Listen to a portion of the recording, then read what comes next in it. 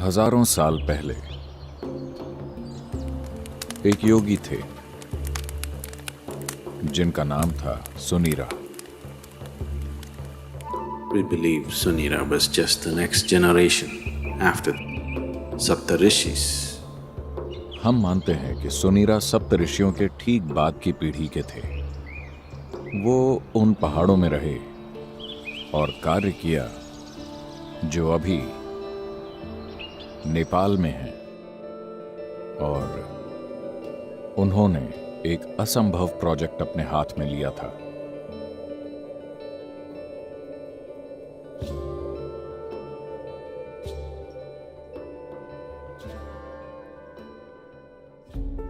सुनीरा ने देखा कि मानव चेतना का विकास हो सकता है अगर आप एक परफेक्ट इंसान तैयार करें जो हर तरह के लोगों को ये प्रदान कर सके। एक तरह से वो शिव की परंपरा से आए थे। कहीं ना कहीं उनका सपना था कि शिव की तरह एक दूसरा प्राणी बनाए। वो एक बार फिर से एक जीते जागते शिव बनाना चाहते थे, दुनिया के लिए एक परफेक्ट गुरु जो पूरी तरह बहुआयामी हो।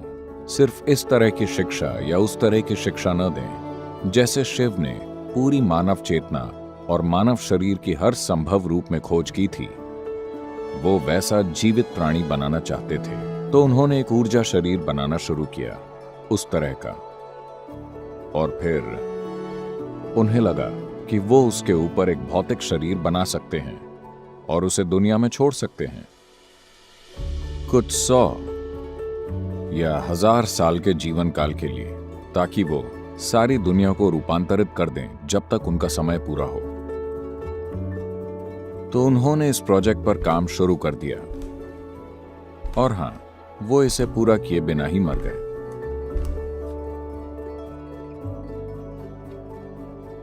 तो यहां और वहां इन 15,000 सालों में कई महत्वाकांक्षी योगियों ने उसी प्रोजेक्ट को उठाया जिसे सुनीरा ने छोड़ा था, और फिर से एक परफेक्ट गुरु के ऊर्जा शरीर को बनाने की कोशिश की जो मानव चेतना को रूपांतरित कर सके।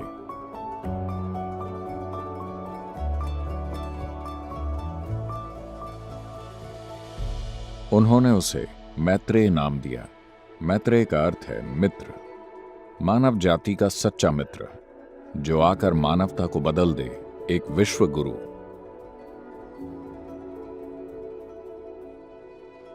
पीढ़ी दर पीढ़ी कई योगियों ने दोबारा सुनीरा के उसी अधूरे प्रोजेक्ट को पूरा करने की कोशिश की। यह हमेशा यौगिक परंपरा का हिस्सा रहा है, लेकिन पिछली सदी में यह सतह पर आ गया। यह समाज के सामने आया क्योंकि थियोसोफिस्ट ने उस पर काम किया था। एनी बेसेंट, लेडबीटर और मैडम जो भी उनका नाम था, मैं बोल नहीं पाऊंगा, ब्लावत्स्की, उन तीनों ने इस पर काम शुरू किया। उन्होंने कहा हम इसे पूरा करेंगे। उन्होंने तंत्र विद्या के ज्ञान को बड़ी मात्रा में इकट्ठा किया। शायद पिछले कुछ 100 सालों में पहली बार, और निश्चित रूप से पहली बार, पारंपरिक तरीके से नहीं बल्कि आधुनिक तरीके से उन्होंने इस प्रोजेक्ट पर काम शुरू किया।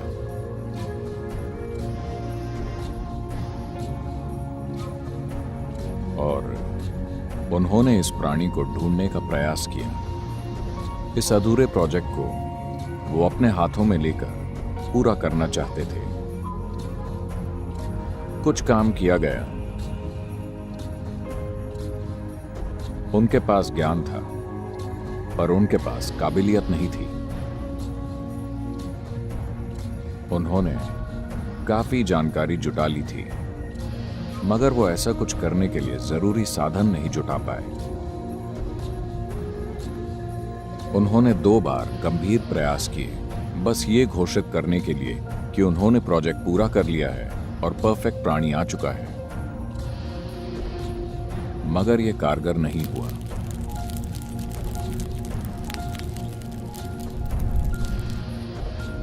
एक और समानांतर रेखा भी खींची जा रही थी। पिछले कुछ सहस्त्राब्दियों से, जहां कुछ और योगी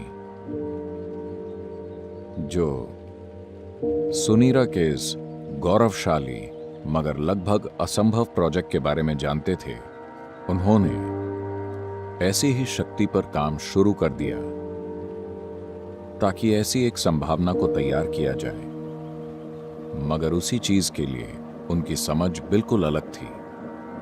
एक ऐसा परफेक्ट प्राणी बनाना जो इंसान न हो, इंसानी रूप में न हो,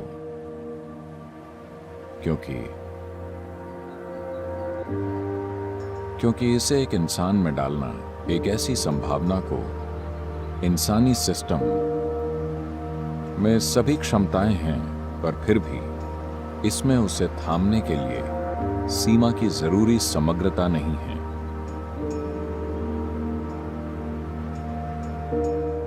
ऐसे कई पुराने अनुभव हैं जिसमें कई जगहों पर ध्यान लिंग बनाना या बनाने की कोशिश की गई है। न जाने कितने प्रोजेक्ट शुरू हुए इन पिछले 2000-3000 सालों में, और उन्हें अधूरा ही छोड़ दिया गया किसी न किसी समस्या की वजह से। भोजपुर में एक ध्यानलिंग बनाने की कोशिश की गई थी लगभग 1000 साल पहले, 1000 साल से थोड़ा और ज्यादा। एक स्थानीय राजा ने इसमें सहयोग किया था, तो इसमें खूब पैसा लगाया गया और उन्होंने एक भव्य मंदिर बनाया जो अधूरा है, और बाकी योजना उन्होंने पत्थर पर बना दी। आप जानते, क्योंकि उस समय ड्राइंग बोर्ड नहीं होते थे, उन्होंने एक पत्थर को समतल किया और पत्थर पर मंदिर की विस्तृत योजना बनाई जिसमें इसके निर्माण की सभी जानकारी थी। उनके पास एक भव्य योजना थी, एक सुंदर व्यवस्था और सब कुछ था, मगर कुछ चीजों के कारण वो आधे में ही रुक गया। सिर्फ लिंग पर ही उन्होंने 3 साल से अधिक काम किया। उस पर 14 लोग काम कर रहे थे।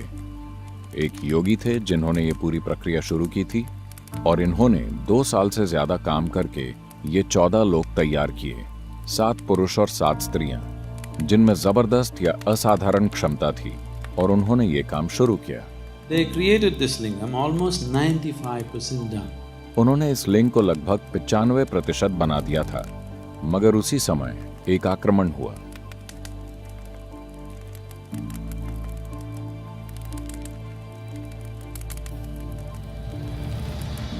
जो लोग हमला करने आए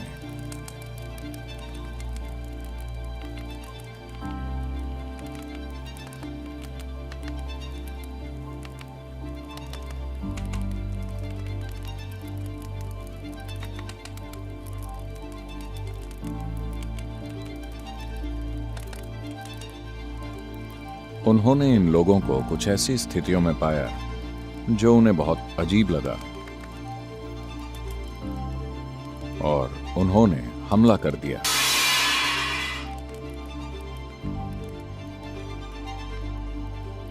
उस हमले में योगी का बायां पैर कट गया। शरीर में इस चोट के कारण वो आगे का काम नहीं कर पाए, तो उन्होंने तय किया कि कुछ योगी खुद लिंग में समा जाएंगे और इस काम को पूरा कर देंगे। तो उन्होंने एक दूसरे योगी को ऊर्जाओं को बंद करना सिखाया, और वो सभी अपने शरीर छोड़कर लिंग में समा गए। पर जो दूसरे योगी थे जिन्हें ये काम करना था, वो इस परिस्थिति से इतने भावुक हो गए कि वो ऊर्जाओं को बंद नहीं कर पाए। क्योंकि वो उसे समय पर लॉक नहीं कर पाए, तो लिंग में दरार आ गई। आज भी आप देख सकते हैं, लिंग में एक सीधी दरार है। वो लगभग 3 से 4 इंच खुल गया था। अब उसे चूने से भर दिया गया है। आर्कियोलॉजिकल विभाग ने उसमें चूना भर दिया है, पर उसमें दरार आ चुकी है।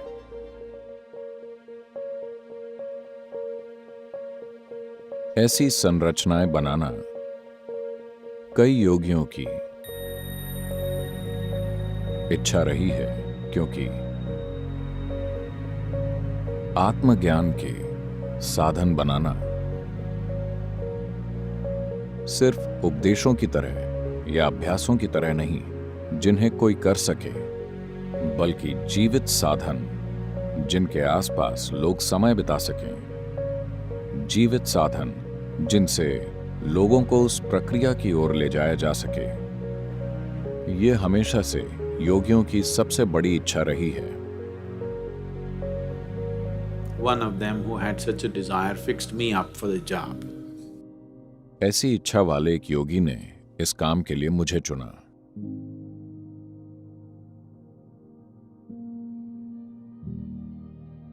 उनके साथ मेरी शारीरिक करीबी सिर्फ चंद मिनटों की ही थी।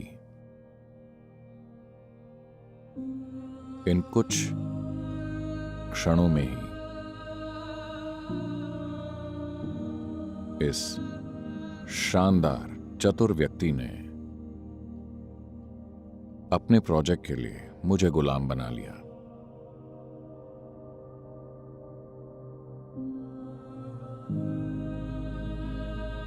मैंने हर काम बस इसे साकार करने के लिए किया, क्योंकि ये मेरे गुरु का सपना था।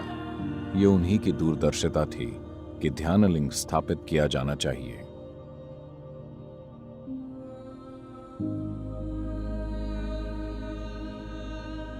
This is my Guru's will and grace. ये मेरे गुरु की इच्छा और उनकी कृपा है।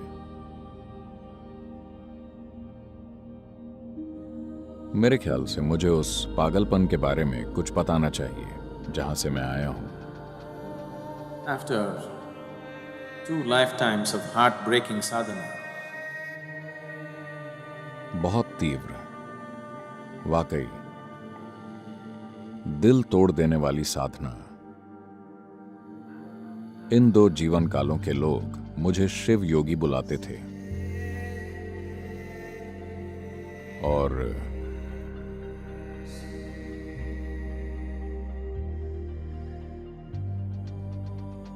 जब जरूरत थी, जब मेरे गुरु प्रकट हुए,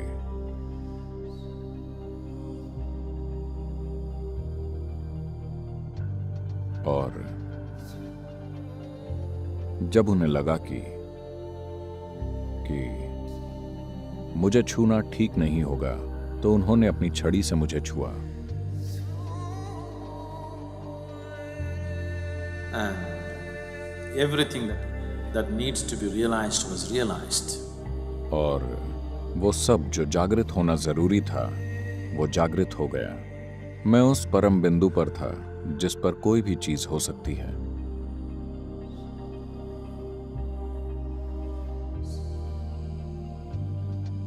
तो उस प्राणी को शिव योगी कहा गया, जो उस मिशन को पूरा करने की कोशिश कर रहे थे जो उन्हें सौंपा गया था, सफल नहीं हुए। वो फिर वापस आए।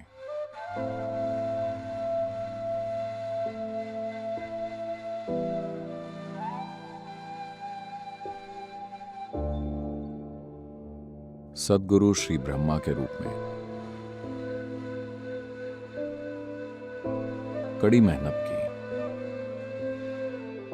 लगभग सफल हो गए थे, मगर वो समाज में अच्छी छवि नहीं बना सके, क्योंकि वो जो थे उसकी तीव्रता सामाजिक हालात में समझी नहीं जा सकती थी, तो वो उसे पूरा नहीं कर पाए।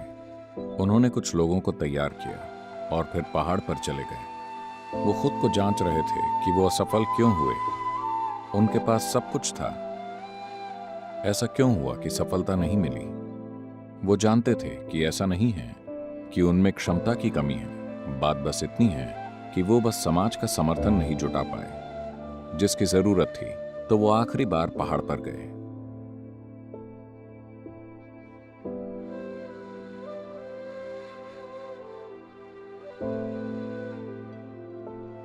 ऊपर जाने से पहले उन्होंने घोषणा की, यहाँ तलहटी पर उनके कुछ शिष्य वहां इकट्ठा हुए। सब ने पूछा, अब क्या करें? He said, even Tirupati Varuvan, that means this one will be back again. वो बोले, इवन तिरपी वरुवन, मतलब ये फिर लौट कर आएगा। और वो आखिरी बार पहाड़ पर गए।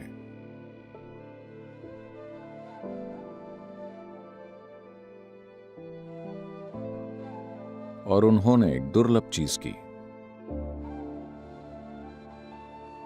उन्होंने एक ही समय पर अपने 7 चक्रों से अपना शरीर छोड़ दिया। यानी वो बस खुद को जांच रहे थे। वो जानते थे कि ऐसा नहीं है, मगर फिर भी कुछ असफल हो तो सबसे पहले आपको अपने दोष जांचने चाहिए। तो वो देख रहे थे कि क्या मैं सक्षम नहीं हूं या उतना सक्षम नहीं हूं। तो उन्होंने अपने 7 चक्रों से अपना शरीर छोड़ दिया। ये असाधारण ऊर्जा, बिल्कुल अलग ऊर्जा जो कहीं और नहीं है, आप 7वीं पहाड़ी पर महसूस कर सकते हैं।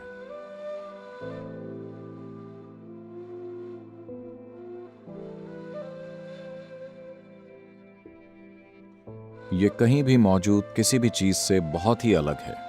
ये बिल्कुल अलग है। तो ऐसा करके वो जान गए कि समस्या क्या है। आपने परिस्थितियों को ठीक से नहीं संभाला।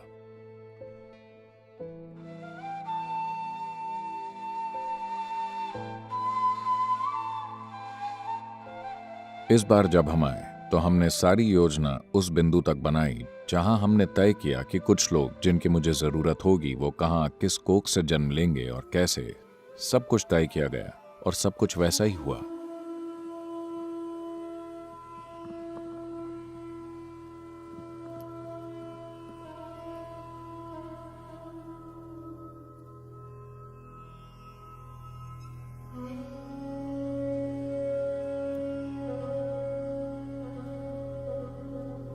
प्राण प्रतिष्ठा के लिए जिन लोगों की जरूरत थी, मैंने उन्हें सही जगह पर रखा ताकि सही समय पर सब कुछ साथ में आ जाए। इसके बावजूद इस जीवन में इसे पूरा करने के लिए लोगों को साथ लाने, उन्हें उनका अतीत याद दिलाने, उन्हें तैयार करने में 18 साल की तैयारी लगी। यह आपके लिए परी कथा जैसा है, मगर यह ऐसी चीज है जो हमारे लिए एक जीवित सच्चाई है।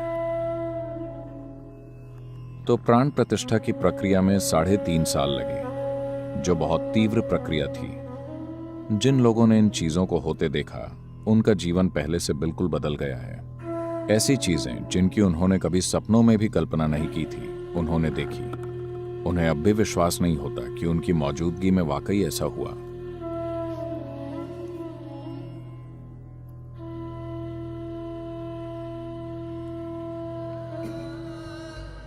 योगी सुनीरा, उन्होंने जीवन भर इस पर काम किया और उनके जीवन के अंत में जब ये परफेक्ट प्राणी बनाने का उनका सपना अधूरा रह गया, तब योगी सुनीरा ने एक भविष्यवाणी की।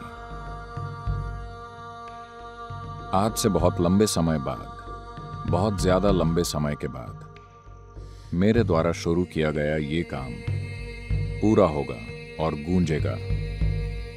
यहां नहीं बल्कि दक्षिण के हरे भरे पर्वतों में। हमारे पर्वत हरे भरे हैं और हम दक्षिण में हैं।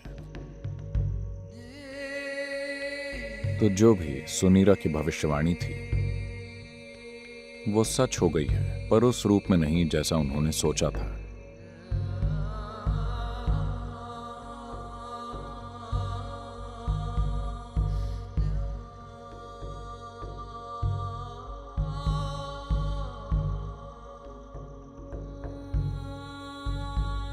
ध्यानलिंग एक जीवित गुरु की तरह है। एक आध्यात्मिक साधक के जीवन में गुरु की भूमिका सिर्फ शिक्षा या मार्गदर्शन देना नहीं है। सबसे बुनियादी चीज जिसकी वजह से एक आध्यात्मिक साधक गुरु की तलाश करता है, वो ये है कि एक गुरु उसकी ऊर्जा को एक अलग आयाम में जागृत कर सकता है। एक आध्यात्मिक साधक के जीवन में गुरु की भूमिका का ये पहलू ध्यानलिंग ने बहुत अच्छी तरह पूरा किया है। एक बार ध्यानलिंग के घेरे में आने के बाद कोई व्यक्ति अपने अंदर मुक्ति का आध्यात्मिक बीज बोए जाने से नहीं बच सकता।